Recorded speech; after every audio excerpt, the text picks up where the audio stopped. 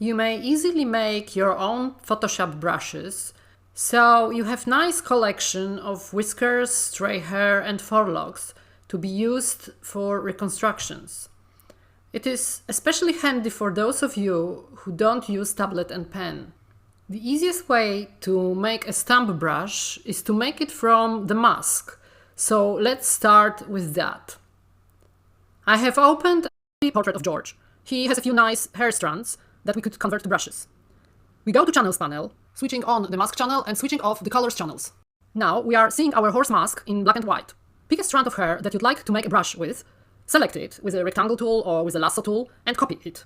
Now make a new document with white background. I always create my document for brush making in 5000 pixels by 5000 pixels size, because it's a maximum size of any brush you can make. So I'm sure that my brush won't be bigger than that. But you can make any size you want and any resolution you want. The only important thing is that the document has a white background and the brush is not bigger than 5000 pixels. Then I paste my copied strand of hair onto my new document.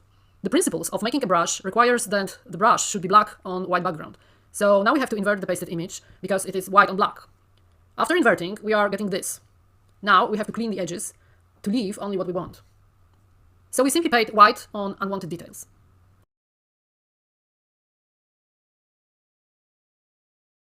Okay, this is the strand of hair that I'd like to save as a reconstruction brush. Now we are selecting it tightly with the rectangle tool. And we are choosing Define Brush Preset command from the Edit menu. We are naming our brush like we want. There is a number below the brush icon. Here it reads 630.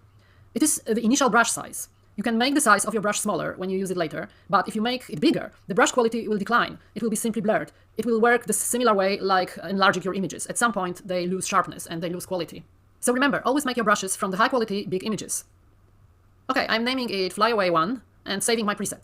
It will appear at the bottom of your brush list. Now, as you can see, we can stamp with this brush. Let's have a look at the George's mask once again. Here we have a few potential brushes. All the hair strands here, but also the forelock between his ears. It could be very handy to stamp on the top of the mane. Okay, but we don't have to have a mask to make a brush. We may make it straight from the image, if we have enough contrast, that is.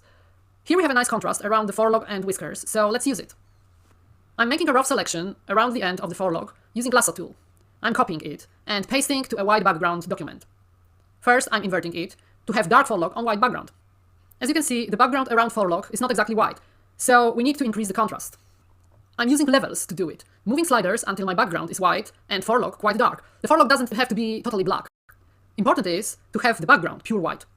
Now we are converting it to grayscale to get rid of any color cast. And here we have a nice black forelock. We are selecting it tightly with a rectangle, and again, we are using the command Define Brush Preset from the Edit menu, naming the brush and saving it. And you can see here, when we are using our brush and setting the size much bigger than original, we are losing quality. We are using the same method when making whiskers brushes.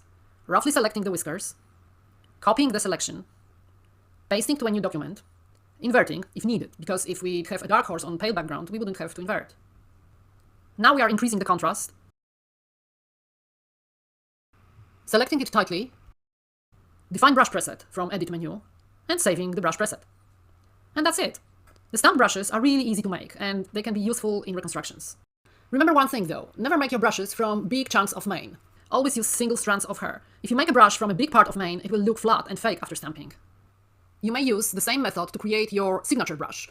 You may convert your signature into a brush and easily stamp it onto your images.